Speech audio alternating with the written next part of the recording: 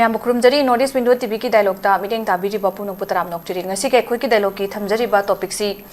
IDP su Moreh Da Haninge Lakhaninge Adasu Yetlibasi Kanano Chief Minister ngasi ki thamjariba khoi ki dialogue ki topic si maruoina khoi ki education growth and development program haiba Prabhavati College da pangtok pasigumba thoram amada Chief Minister na mahaki statement da thamkiba wafam da Hojik hojik se khwai maruoina khoina IDP Manipur ki rang ke loisindri Manipur ki rang seida khwai degi maruoiba hojik siam achau issues sigi manung oi lebja IDP resettlement of IDP sini IDP se kadoi mayum da hanjin ga dege haibasi khongjang ka yama changsin gre state police ka mem mukna ba mem asokapan mem am yaukre adu bu ngasi phawga madu mai pakan leidi sarkar gi mai ke digi mh akhoi gi December phawda hanjil hangani adu ga khada luba phibam singna chachan program ga gumba sina by mass phawda di loina mak resettlement gi thabak solution gane haibadu ma akhoi gi mai thire adna hanjin si se akhoi gi hotna dana lakta raga su yadre ko amku ningsing ba yai ko komine let tawba akhoi gi for 20-30 days nungti khudingi akhoi gi present rule lai ngai matamda memorandum amamam akhoi gi IDP singsi gi matangda adu concern tarokna baina akhoi gi kano taw ki ba pisin ki ba laikre adu kari gum bam taw adu gi pot gi akhoi gi mahayan gi dam haita adu gi pot nga section oina go phangde bo pham che laire asmain tawdana IDP gi khoi gi right resettlement je kai numit taw gani haibagi awaba loiba khambadi nai ba laite yamna focal point ab go oiri irang sigi hairiba IDP singa achauba wathok si lairi masida khoi gi chief minister na tham ki ba wafam si Moreh da di hojik si kuki singna IDP sing se Lakhaninge aduga IDP sing su chatninge adu masida Yetlibasi Kanano haibasi chawna question hangi hang kana si thamki bani ana hojik se khoi community gi base tawrakanda tawbdi phate aduda khoi gi mayam seida amaga akhoi nungsinara madugi trust building duma rebuild tawrakanda adugi kano dum establish tawra matungda yarakan hebo form system edu maruena gun culture mahang pan basi gun culture si akoi gi nomai pai bakrana wari sana si ada bakrana maruena si ga ating masi pibine bo form tami aduga chochampur gi case suni chat ke taw matamda simni sai khongchat ta ating ba thamki ba sing du sigumba khulai pai bakrana Lakhaning da bori sana si ada ba kangbu khran taw bani hebo form chame senga thame maram maduna akoi Lakhaning taraga su aki base sigi pose lai bani dana ada IDP singa chatlu taraga su koi sidai hena wagani government security pira kanda ada chalhan badi yai adumakpu maduda akhoi subam nampham leitabi awaba akhoi chathok pa yadabi awaba mayamam thengnagani madugi saruk akhoi yanana ba haina trust rebuild tongna bi damakta akhoi kharka gi maikai digi su chattana khotana yana ba siliba thorang mayam je sigini heba wafam sing su thamme duka tongan ba IDP singi wafam duda akhoi gi makhoi gi damakta satra singi maru oina kaithaba senthang sing scholarship sing adugumba na sing musu khara panki aduda maru oina hojik se kuki sing na su yare ada Lakhaninge IDP singa su haninge marak da yadab khara leisi khulai paibna ki han khang halakanda makhoi gi makhada mayam se ki rakan threat roga thambaduna masina tawbani haibagi gun culture se maduna khulai singge phagat pe mathau tadab lei hai mathau tab lei haina su panki aduga state force ki akoi ningsing baya ba se tum koi security force singi mathau kangkhat hana ba law and order se fajana maintain tawnu bai tangai fadaba lei haina panki bofam su leire aduga akoi gi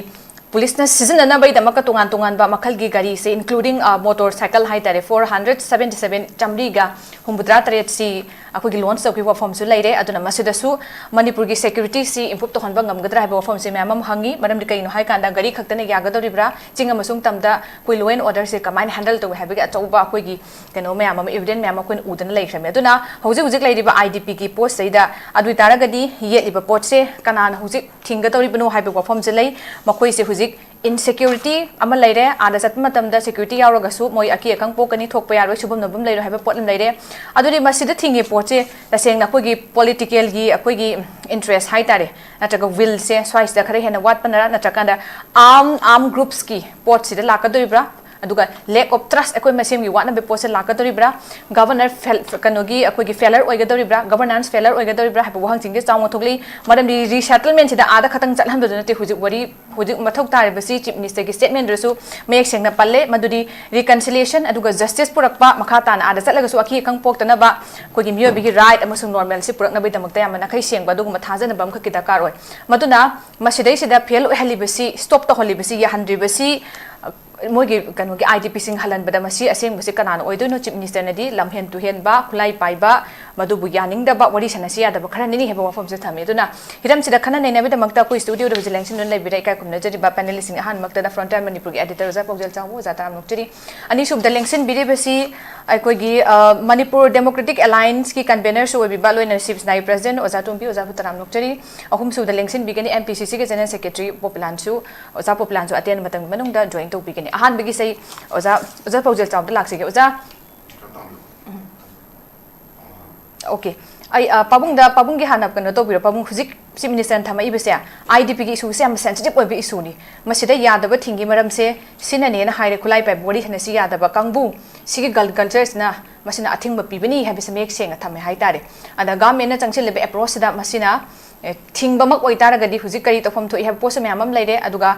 governance natraga arm group kanana control to have post chawng lak to hai tare state sida kamai thambini SURBALA bema wafam se tarai na khoi lobu sumde ado har mukta da ina yengwiri ba khoi gi nasigi en igi chumba khoi discussion su yengwiri ba par apuna mak aina ikal khano ju usere loina ngasi panel discussion loina na ikai khano ju usere be ma Moreh gi IDP sing moi hanba pa me aduga adalai ba khoi gi kuki sing na chu moi halana kuki karim bamta khoi gi ayet pa yauduna khoi halaninga en haibse masai sida kitang aina hojik manipur da khoi gi kuki gi leiba moi gi organization se 46 to 47 leiba ko moi gi arm group se sina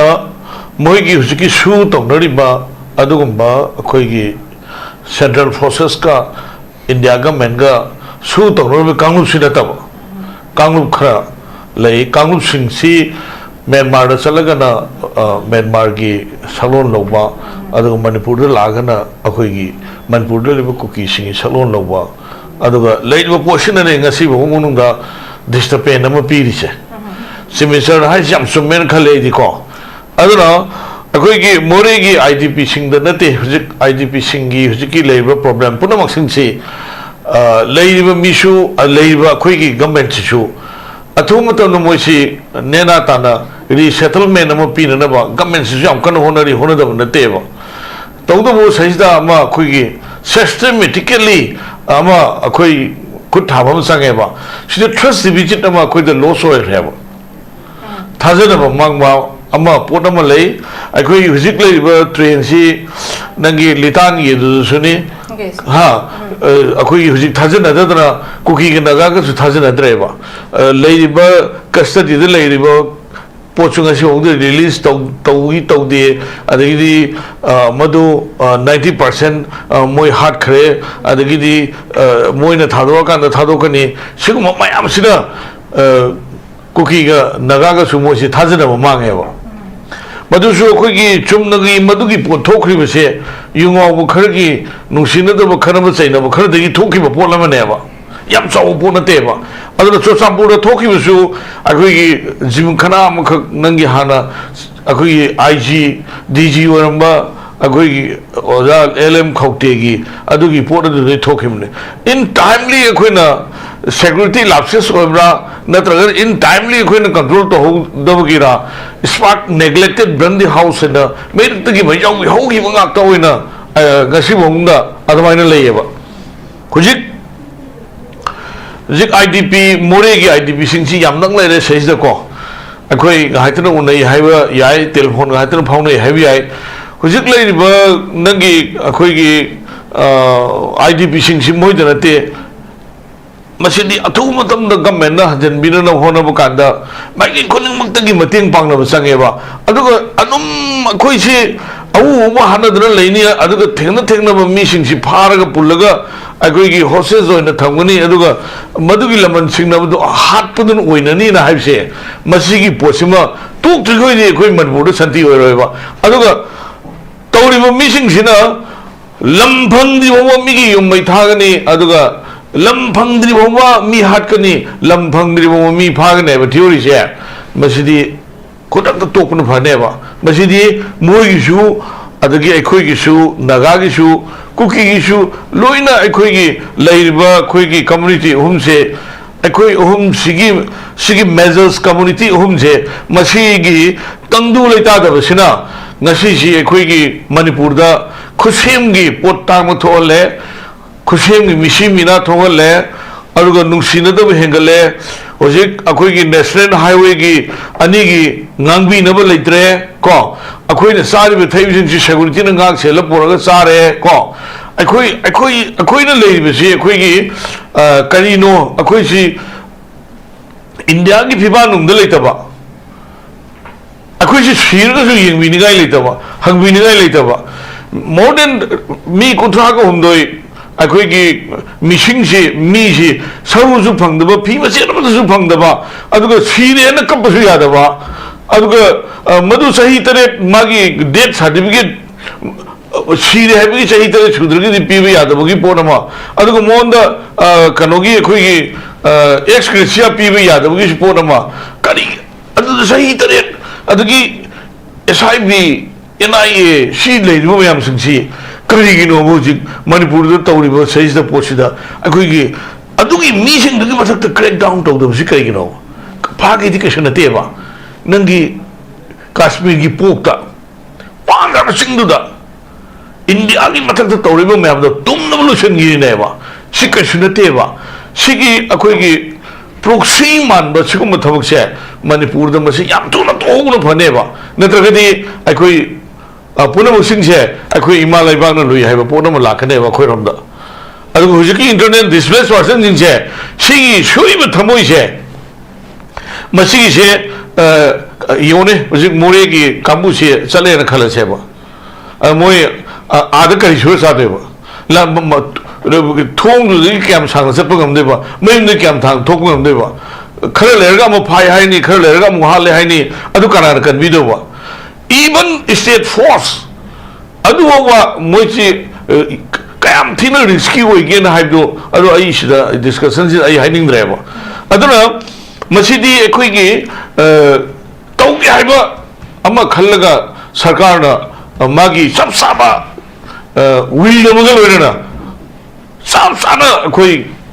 tawiba sangeba natai haiba more haiba lamse ihalamada अखोइगी hill autonomous यावरम नते हेबा अदुग मोरे HYBE लमसे मैतैना dominate तौरग लेरमनेबा HYBE लमसे अखोइगी लमने Manipur की लमनेबा अदु मधु खतनतन हुजिक खोइगी चोचानपुर की बोरो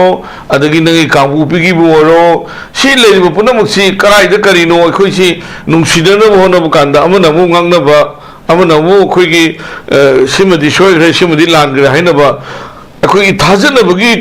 अदुगी rebuild तौद्रिगैदने मोरे दा सिमिसरना मोइबु पुसनबाइसे मधु असिबि ख्यात तानबि थबकने नाइदि अदुमाइना खल्लेबा को मरमदि थाजनबा अमा मांगी मरकसिदा अदुगी जगादुदा मोइ थाजलबसि सिक्युरिटी फोर्सेस क्याम किना गाकदोइनो अदुगा हुजिकी नंगी अखोइगी कुकीगी ऑर्गनाइजेशन नोंगै पाइबसिदि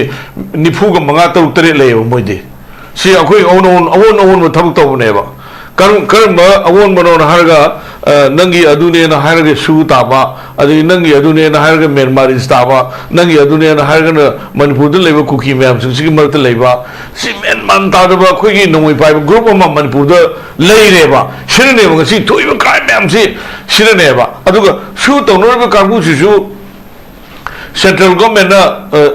दोइना डोन्स मैम सिंगी लोइनमक था खुदिंगी मॉनिटर तविदेबा मोइना कराइदा चलिनो कराइदा कापिबनो करमाइना तौरिबनो इदु मोइ मॉनिटर तविदेबा मरान चुलै लेतबा अंगांग पिखरबा थातरे निपान कनो हालबा पोचिबो अदुगी अंगांगदो अदु लम फंगनबा दो हालिराबा अदुगा अंगांगदो रॉकेट लंचर कापसलिबा अदुगी नोंमैना कापो हालिबा थांना यालगा हालिबसिबु लमदु फंगनबगिराबा नतेबसिदि टेररिस्ट की थबकनेबा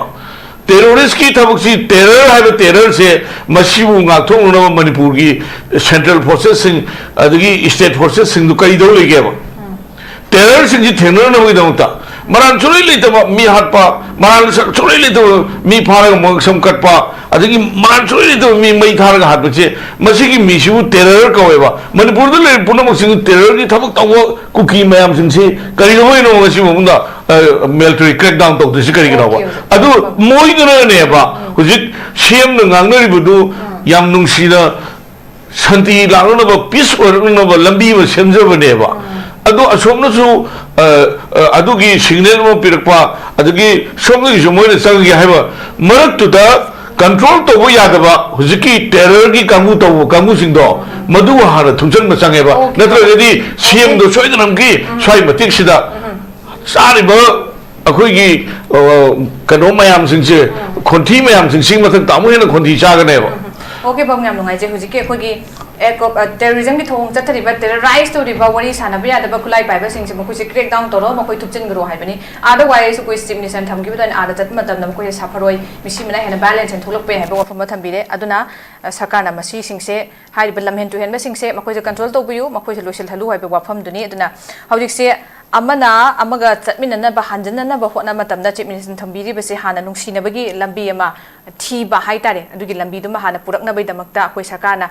satana kotan tori ba mayam se adugi ni ba wafam su thame oza POPILAL chaw bulak ti oza kano gi chief minister gi wafam si oza kamai ni yeng bi kari hai bi ni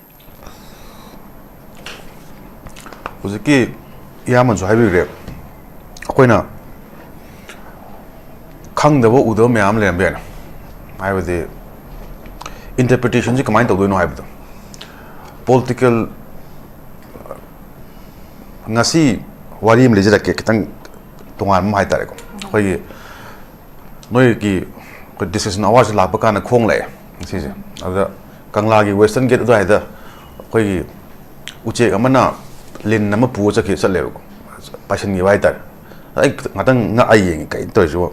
uche sam so aus na te ada da mana che liba lin je kamai to no makok to sung hal leung to yam angak pa keno ma haijab tare ngon kai khoi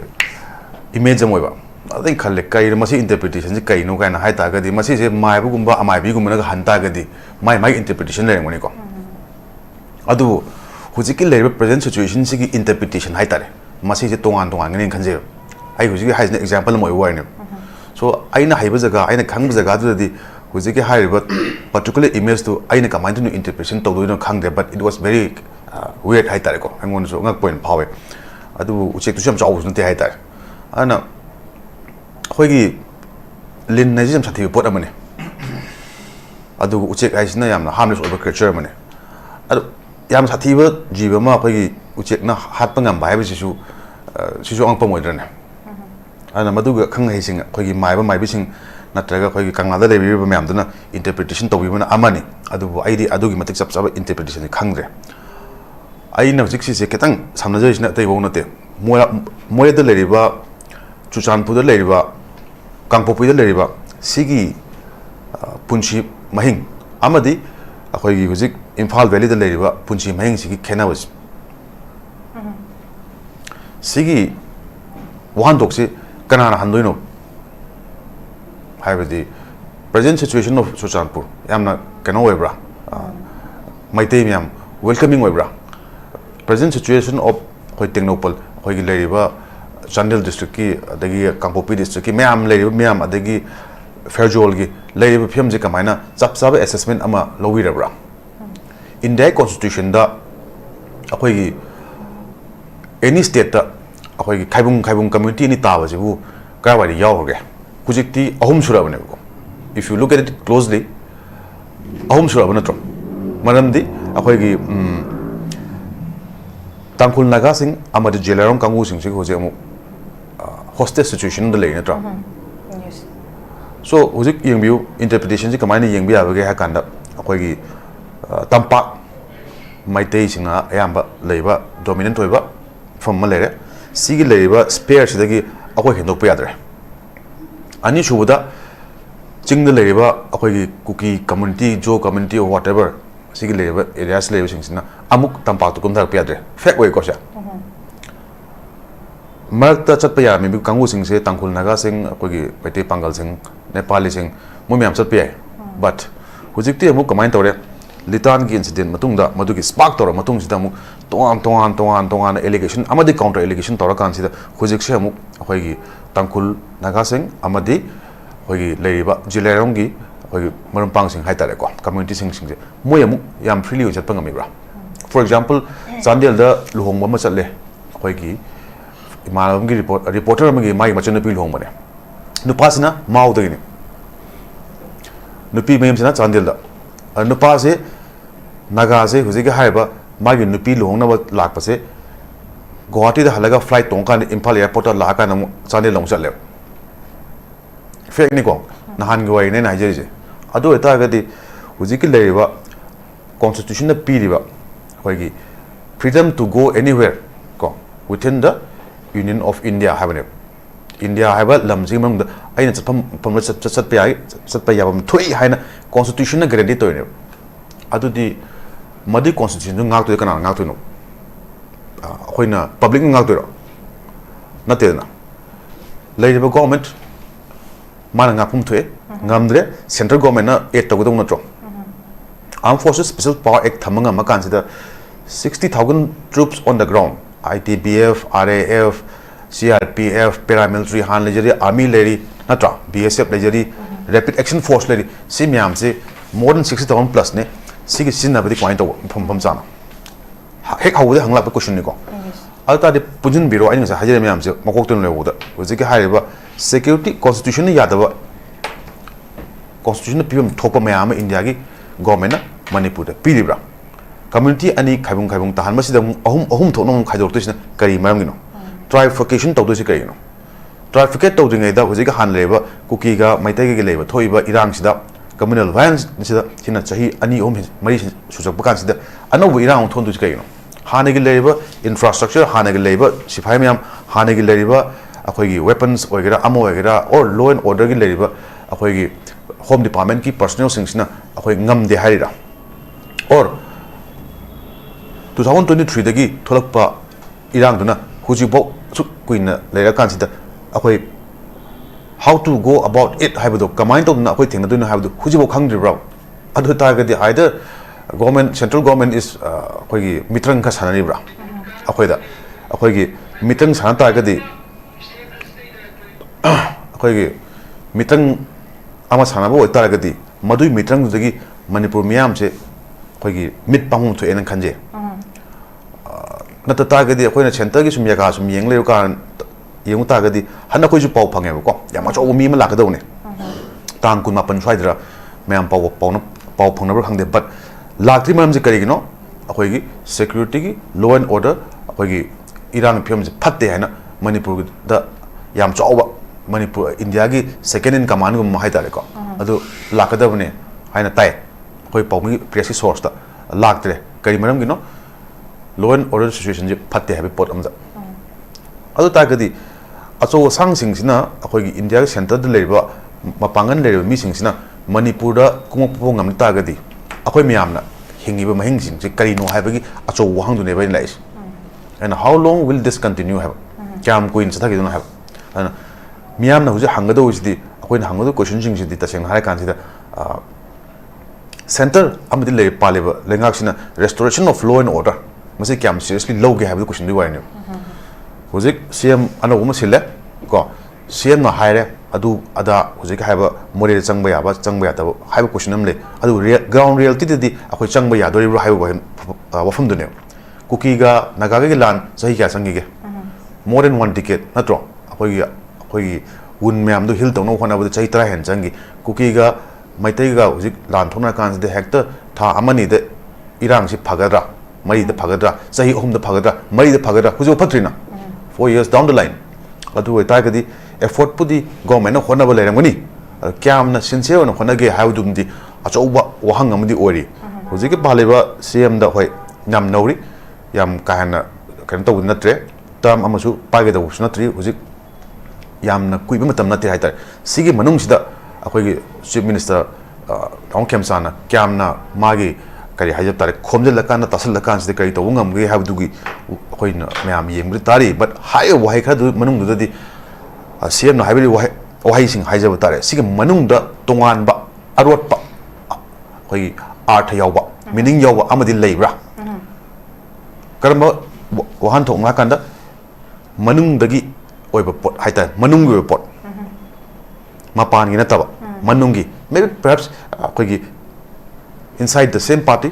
oirambe natra anakpa powerful mi we was kind of social media jam phajang ngana rena kai no mayam khoi khangba phangam dawa taw da mayama huji aya pandi panjaroi but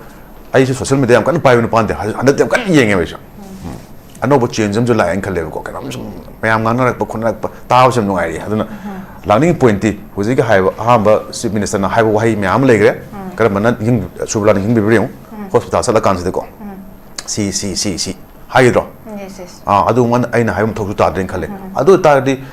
cm na hojiki leiba thabak sing se khanga kan da su khut pulaga leiba pot akhar leibra cm da directly hekta thabak to ta ngam doi mong leibra but magi puning to ningam ba yai to ningam ta ga su punba phaba natraga sam khoi gi mayam na haina da ne lakshman rekha haina haibdo adu gumba thin red line am leibra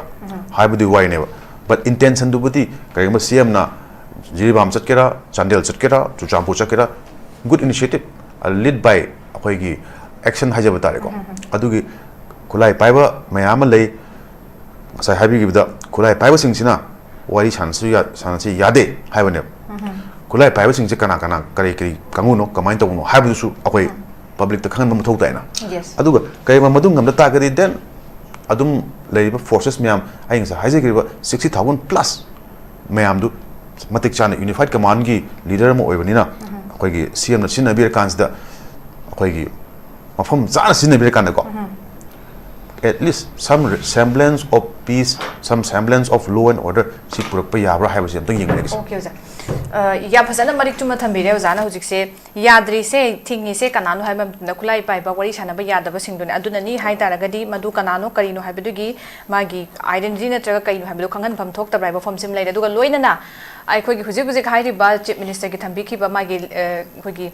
literally man tham ki literal statement sin tabida khoi gi is there anything underlying khoi gi idea na traga hint ma leibra haiba wa phom sima chaung lai aduga loina na yam chumi ozana nampu da thamkraba nampu da khaido kraba buffer zone buffer area ina khaido thamkraba tonga tonga blansin na ba yadra phom sing kida madugi ground reality situation du huji comment tawri adu community amana amana changto king dong mayam da kam welcoming oigani aduga kam ambience to kayam gamna akhoi gi mafam du dai du da hekta yaragadra habi posi musu yam maru oi akhoi ka champuda kari khali aduga kano da Moreh da kamai leidi habi ground reality sam maru oi aduga hojik si maru oina law and order si magi amukana restore tok no mathau si government only government in a government sigi kano si responsibility should be fixed to the government na masi fix agodam hai bofam sima chaung thambire aduga khoi ji constitution na khoi si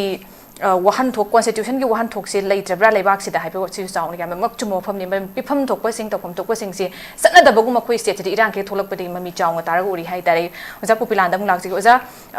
ahan background kyo na jana thambiyo akhoi gi chief minister thamkiba wafam si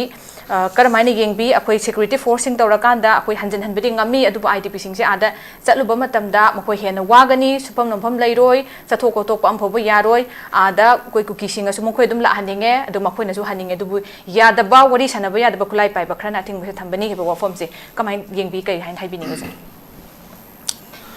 ngasi gi discussion se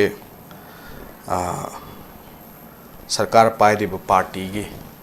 मिहुत अमा लामगदी हेना नुंगाइगद्रा हैना खाली कोइरे मोय लाक्तब discussion असुक यामना तौरी से मखोय की representative spokes person हाय तारेने थादबा हाइबसिसु मसी प्रजा मियाम सिदा मखोय की थमोय की ओइबा पाउजेल नत्रगा मखोय की कॉन्क्रीट स्टेप से थंगाई सेंगना लेतदना थारक तबनी हाइना लौदनिंगाय मचा अमदि लेते मदो हायरगा मोय थारक फ येतना से लाउना से हाइबी वादि नतबा अदा तौबतबु गवर्नमेंट पाइरिबा पार्टी सिगी spokesperson लाकपिरगदि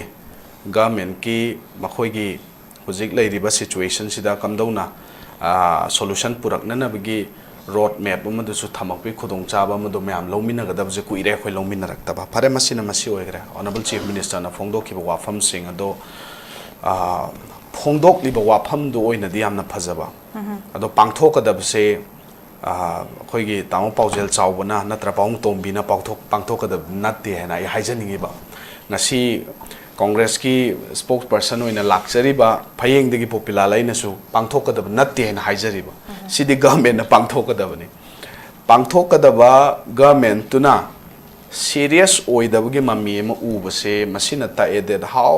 much they love the people of Manipur, how much they love Manipur haibdo masidi mayek siengna public domain da laireba koina haijaning badi phongdo e mayam ama Moreh Da Haninge lairiba community kokijo community na koi metei sing IDP sing Lakhaninge haina haire ado IDP hanjan hanba haise force to ra timeline ma pira hanjan badi yaroi voluntary oigadabani haina aigi wakhal da khanjaninge aduga IDP hanjan badang sa haido shubam nombam adu ada mayam ma panmado madu su government na provide tawgadabani ada chala kanana mayum makai leitraba karim ta hingnana bagi pambai machet bo leitrabado noina sana thanda uche waya dona noi chatlo khujin ko yana khola charu roina thadok padi yaroi ba si khuding makse government na loin tawgadabani maramdi government pairi do leipak se chalaina na bagi damakta pairi banya ba government chalaina na bagi damakta pithari ba sendang khudimak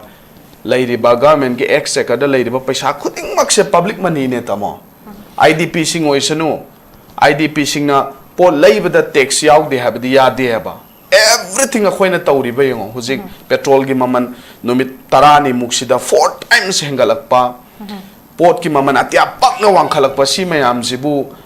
akoi Manipur da leiri se lan thengnari chaitheng nangi awaba tari highway sing blockade tawri community sing ja amaga chathokpa yade huge expenses ne khoi Bombay da leiriba mi sing superstar oiriba Salman Khan Shahrukh Khan degi ne khoi ne hen expensive oirab ne hujik se tamo gas tang da ko ta seng na haining de black market da daw lising ahum da leige phang de ba ahum chonga to adu di Salman Khan Shahrukh Khan do moina sinariba gas dagi de ngasi taung paujel chawuna paung tombi na sister na popilal na laira bo ga so khoi sinariba gas na triple times hena mamania me ba sida dum khan gro how expensive we are adune ba aduna government na tawgadaba khuting makse tawdadana security arrangement jibo khoina tawdoribra government na tawgadabane praja singi marakta thajanaba lakhan bai se haugadaba je government na han haugadabani ada government khakna di yaroi chumme conflict thoiba community singi maraktu dagi lairiba CSO gi leader sing oiro dharma gi luchingba sing oiro student organization sing oiro women group sing lairiba mayam je sigi marakta su wari sanana bagi lambi se government na suru mama chauna hangdok pham thoeba ngasi bawda si tawribra habde aidi masi tawbagi mami udeba khali chatluraga ai touch tawrure thangboy mangboy do aina kolure natraga simre do aina konjallure khanaga no aina mabani do konminnaraga ai kapminnarure habduni yaro heba thangboy mangboy konju konbiu simre do konbiu kaide ha natraga manun sibo waina lengmai gi kangu do konbiu tomba chawbu konjanbiu loina government has the particular community ama khakina te ba chief minister has a particular community ama khakina te ba inclusivity da wangang bu di yai adu praja miyam na ngasi ngairi se action duni haina haining ba action du di government na tawgada bani rehabilitation gi process tawba matamda yum khak sarani hena paisa pi bu na te yum kai tum na mangrab do magi hingna na bagi jibika magi hingna na bagi lambi su sembi ba hai government ki thodang ne mama pai thodang ne ichai su dubu kari mata lei tabu ichai su do khoina tongan charo aina sigim ta mama pa na sinbi draga di kamain tongan chabu ngam doino loi ha kamaga khoi loi simina ba ta bani ana government id serious kharo oi haninge serious oi biraga tawgata ba step sing do concrete oina public ta thamhaningi thamba yaba makhai dudi thamba yada do khoi thammu haiba natte security singi marakta bauda biasness laina ra bane abase hoji ki juncture si dadi naga gi group o kuki gi group o maitei gi group aina tawra kan ji hoji security marakta bau movement si yana dre aba chiluri dra hoji se asigi thakta normalcy natraga law and order nga kadaba security forces singi marakta bo community based khaidok narakpa taragadi karam kanduno khoina santi puraktoi sibo mamang da mayam ama thokre na koi tai koi pok tringe de su thokre irang se kanglup singi marakta thokre tamo थोक तारगसु law and order ngak sengadaba security force ki maraktadi asuk hakna sigi jati gi thakta divided oibadi masi thokhidri haina ahalaman singna wari linayaba da ngasi oiriba ngasi gi manipur sida oiri se kari no ba security forces ki marakta bauda divided la aga public sing nung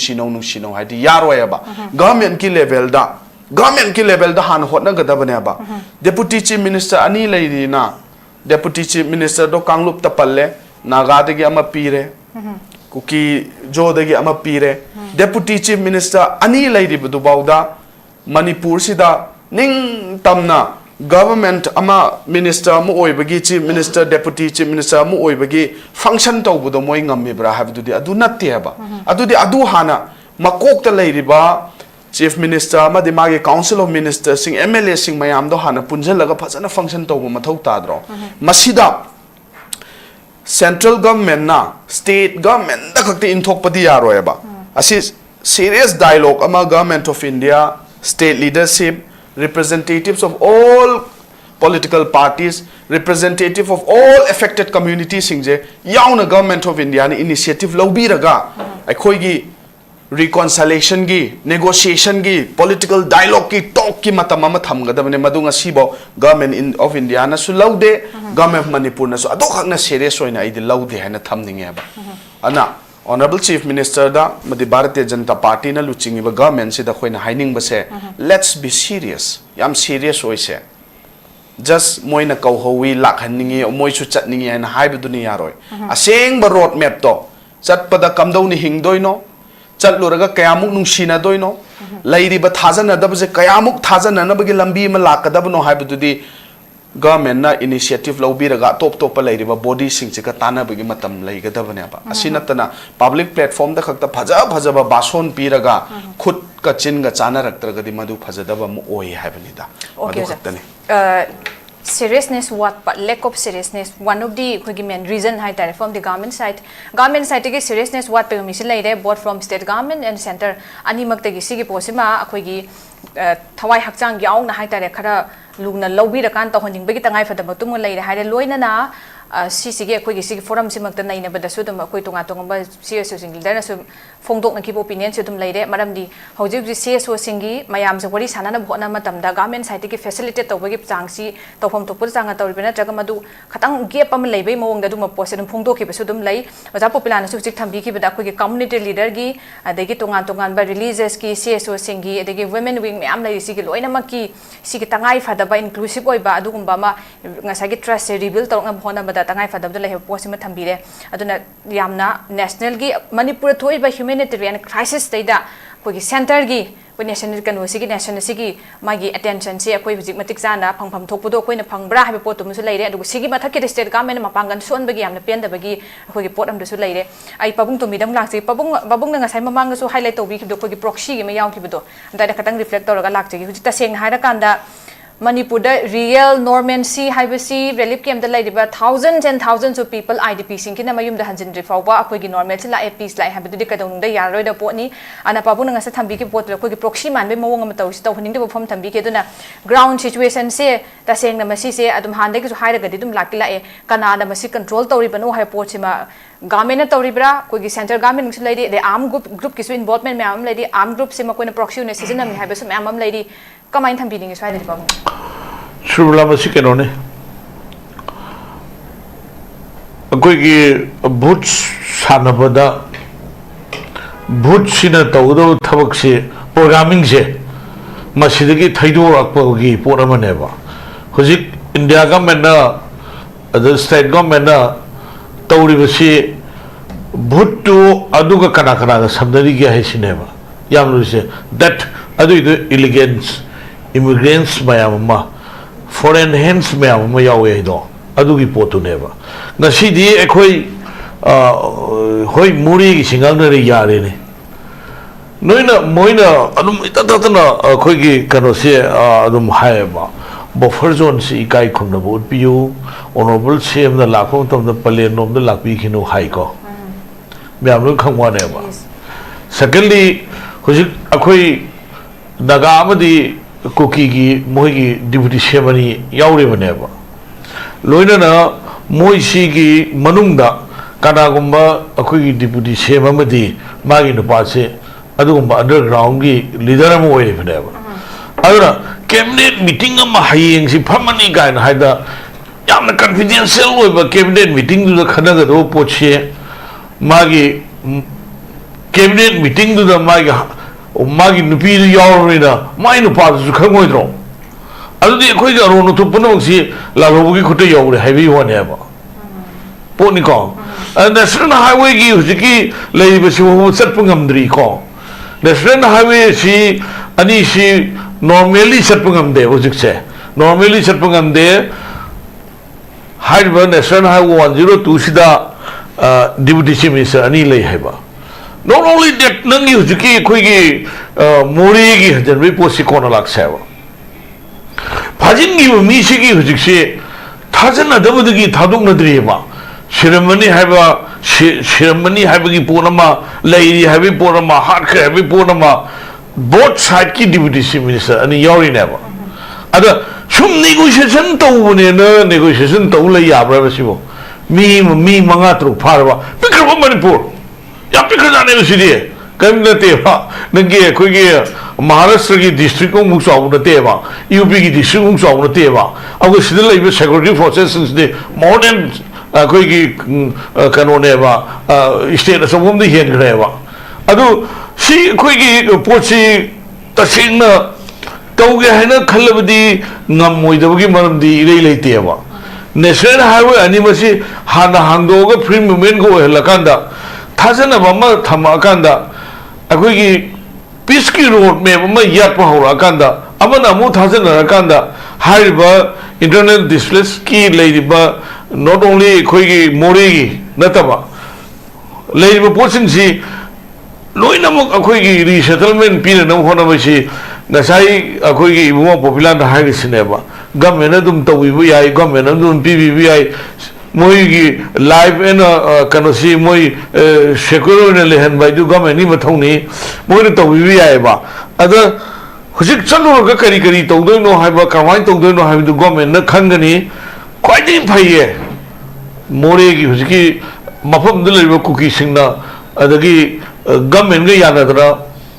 ai sumani yam sang de haidong ning de ai ju pop yam adum phaunai ko hujiki le ba akhoi gi marom pang sing pop phaunai aduga tawri bu kangbu si karai di no na ai nga sai hapet ponam panjagri de ne ba asom na kan le ga na maming ama som na kan le ga na maming ama aduga madugi poto foreign hen yawra na ha yawde mo hai yawi mo hai mi di hale yum mai thare aduga manipur de leiba suna sunati hai su tonori kamun sunati hai ada khoi gi leiba manipur gi insurgency na sunati hai mi di hale nomoina kape yum mai thare ba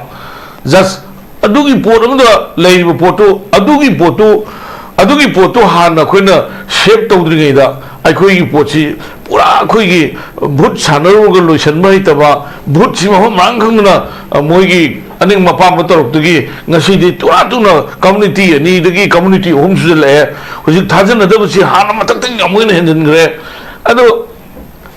ngaran na sumuk tawri heba kamnari heba ado hojik security forces sing mapan kal na bagi dongta 477th nangi 4-wheeler and 2-wheelers state government adagi central government na police force pi receive the ampai si border state ni si tangai phadana tom train khali adubu akhoi gi imadu na protest torani akhoi gi isa na thingani changma yaroi na mama ga masa ga khana halani aduga central forces na kanda akhoi gi masima na khubi thamai yeng leini ko adagi akhoi isa inau khana mama ga to bunu ngai tam lung na tharwe no ring ka pham bai adu mina karigumma ma demand ma tawraba mina kaimo hayen khalagadi mi du question bi ga nang na pami du kaino aina swain to ngam ni adu ngam de si haina ma kari kai gi woni si haina na yung to moi le ne their complaint box manipur praja complaint box ne ba complaint box se di laiba complaint bu ma moi ta ga ni ngam khai to do ni ngam dum ngam de hai ta re na ko madai da khoi gi kaino na te ba government ne si gi masak to praja le yesu kawai do ne si je aduna praja na pami bu photo government na to bu phai hai bi wa ne ba adu akhoi gi मांगरीब मीसिंग फी मचे फंग्रे सरू मते फंग्रे को अदसी अखोगी काय कायदनो election की चाक चाने हेगुम काय कायदनो अदु तौरे हेगुम सी को अदु अखोगी इलेक्शन नक्सल हेगुम सी पोची आईडीपी सिंगी थमोइद यामना कयामन अखोगी सोसाइटी तौनो सीग्रे आत्माघात तौदन को कयामन हुजिक अना एक मयाम लेरी को मोइन चानरब पीरिबा अदगी मोइन लेरनब तौरिबा अदु नते मीगी लाइफस्टाइल से हुजिक मणिपुर से 90% दी अखोई कनो लेरबनेबा अखोगी बीपी की टेंशन से टेंशन लोई लेरनेबा होरेन नुंदांग करी तो हुजिक से मसा अमत लाक्तबदा हानगी मतममदा मुक तौरेबा मतमम नों तौरे मेरा पाइबी से करम कांदी थोकनो मयाम खंगरे करम कांदा अखोगी इमा इबेन सिंसी अखोगी मखों खांगसि लागा लातेन पारग मचा नो हलत्रि होवा कोंढोंगदा द कनो लेबा पैसा खर याव सखि द लाइट मांगबा अदगी घड़ी होमदा हिंग हिंग बुसन खरगा सिरगा थांदोरपा अदगी मसा मसा वाई चंगदमी कापतना सिवा अखोई अदुगी थाक्तना अमा हदकी थाक्सिना अमा अखोई मणिपुर से अखोई ओ खोंगदोंग अखोई अखोई सी करिनो करिनो अखोई सी सिदैदि करि तौदोनो हाइबो पोदमा अखोई यूथ सिंगसिदा तुम मेहौलगा करि खबर सिदा खना चैनबा हानबगी पाउसी असि हाना येंगनरेबा तुम मेहौलगा करि तौदोनो खंगदबा नहाजिंगसि सिगी वाखलोनजिंगसि थबक पिबिसु नतबा अदे इंथिजना ज्ञान ताना अतई तई तो स्टेट 20,000 30,000 थबक हापीबा अखोई सिदा थबा अमा चंगो मतमदा अखोई करिनो अदुगी करिनो मयाम सिंगसे अदु हुजिक होय केमचानबुदी याम नुंसीको माना ममांग थबम खक मागी कनोदा हाइदोखि कान लुपाम तल नुमितु नम मा हाइदोएबा अदु केमचानगी स्टाइल सिना मनेबा मा थागपै वानते मा सोयना कइनो ख तौखनेबा अखोई येंसी मतें पांगिसी लेब गवर्नमेंट से लेरिसिबो अखोई फैयन खनबे याय प्रेसिडेंट रूल लेरगना करी होइबनो लेब गवर्नमेंट से लेरगना करी होइबनो मणिपुर दो हुजिक तौरिसि कानानो अदुगा खेमजासु मैतै मचानी अदगी हुजिकी लेब मिनिस्टर सिंसु मैतै मचानी मोइसु अखोई नुंसिरंगोनी आईडीपी सिंग नुंसिरंगोनी सिरिबो मीदुगी इमुंग मनुसु मोइ नुंसिरंगोनी मोइसु खलंगोनी कमाइन तौदोनोना मसैसा अखोईगी हुजिक लेबा नंगी आईडीपी सिंग लेरिबा अखोईगी चप्पा यादब नेशनल हाईवे बोट नेशनल हाईवे की लेरिबा सिंग अखोईना साना मथंगमसि सिक्योरिटी न नोमै पायर ngaga maduda adui potu si yoraga अखोईना लेइगा साबी थाकसे करम कान तोखनो नो हमसे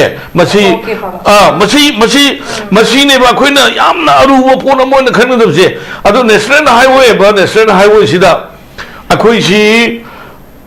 अखोईगी कम्युनिटी सिंगल चप्पा यादरे अदई कम्युनिटी लोई चप्पा यारे हुजिकुदी नंगी अखोई इसिनाउ नागा तांखोल यावरे ओहि चप्पा याखिद्रे कुकीना सुमोइद चप्पा याखिद्रे अदु कुकीना सेनापति लानबे याद्रबा अदुगा करोना अखोईगी सेनापति की तांखोलना कामुबी लानबे याद्रबा मैतैना सेंगमाई लानबे याद्रबा सी लेरिबा थाक्सि मसी हादा लोइसनबमा नेशनल हाईवे हांदोकबमा अदुगा अखोईगी लेरिबा मरक्सिदा नोंमै पाइदना मी हालगा इदन युम मै थारिबसि कनानो हाइबसि खंगना सुम थादोकदो अदु प्रोक्सी की पोट नमा माले हाइबे वानिदा ओके पाबुंग याम नुंगाई पाबुंग न सुजिक थंबिरे माते तंग आई तंग समथजगे पाबुंग अखोगी मखोय लोइन म नुंसिरंगनी सिचुएशन से लोइन खंगमगनी हाय पोस म लैरे मतमजि कुइरे सांगे दुबु हौजिक फावबदा अखोगी मियामना पेनिंगाय ब मगों को थबक बाइखलक पोस उदमना पेनदबि नोंगो नोंगो हेंगले हाइतारे अदु सिदा तसेंगना मखोइन तौबिसदा मोगी विल नत्रगा सीरियसनेस से वाट बगिनी न खनब्रा कमाइन थंबिने बाबु अइदि बेमा याम कनदी हाइडिंग दे काइनो हेगदि अइसे कानोनी इंडिया गवर्नमेंट की कानो मा ओइबने को अदो अइसे हाइडिंग दे हुजिक मणिपुर दा इंहन से ना हरगदि यालामबदा अखोई ट्रस्ट डिविजिट से अमुहन हंजन ननु बाबा ओके बाबू अखोई अपुनबा अखोई पुंजन बचंगी अगो सेमनसु तोन सीएसओ सिंग तोन मयाम सिंसी अमतंग इम्फाल दा नत्रगना कराइदनो कुं फमिनरगा नुंसी चानन अखोई लीडर सिंसे मसिदा आइदि अखोई ऑनरेबल अखोई कनो से ऑनरेबल राज्यसभा की एमपी निंथौ सहजाव से माना अखोई community सिंगी निंथौ सिंसे magadi hana su nang namen khali ko through the any nangi noi kano sigi kuthang da akoi ningthau sana jauna ningthau sana jauna ningthau mayam se kuki khangde naga khangde takul gi khangde adu muslim khangde maitai khangde punang tang akoi ningthau sana jauna de ko ai di ayamba ma bu nung siraga lakado male ma yauna subscribe tong no khone bi oi ai suggestion to ya nungai je akoi meyam ji punjin loina makse punjin begi tangai phada bu leire ma pangan kalhan na punjin je pe wafom do babunga thambire aduga hujik se akoi gi victim gi hujik leire ba victim se yam yame idp se leire sing ke suki matik yame idp katna te akoi gi lan se the victim oi se mayam ma su more or less loina mak se awa banangi nga tani aduga victim sing sigi justice se pi dana reconcile to bu se mathau tai hai adu bu basi lambi do ama akoi gi step ama kala set ki point thok ki driver photo se thamjage aduna government gi repeated assurance hanjan hanjan akoi gi lehalani shanti pura ani changhalani hai bisi ngasi phawdri fail oraga leidi mai pakri idp sing form se aduna bayam se dum haina bayawre idp singi mogi wari se akoi gi narrative oina real akoi kanu si situation si masan tab narrative oina political leaders sing asina rabra habe potri yam pen dana haitare pena draba praja mayam ki mai kai digi thokpai posem su leidi adnai oza pause sabra lakje ge oza ngasai gi wafam do akoi gi khulai paiba wadi sanasi yadaba kangbu kharana yadabani khulai se moi chama mu oita su khulai pai ta nagadi moi hekta ki han khanghali aduda moina haiba wa du da indaba ngamdi habe port se leide aduna it is very clear and patent fact that mai am senge madudi militant activities nataga arm group kharana huji sangning pham se sangbasi yadabai thinga thambani ha port maji chief minister statement de mek seng hai tare ozana somanga thambi ke duita de arm group sing se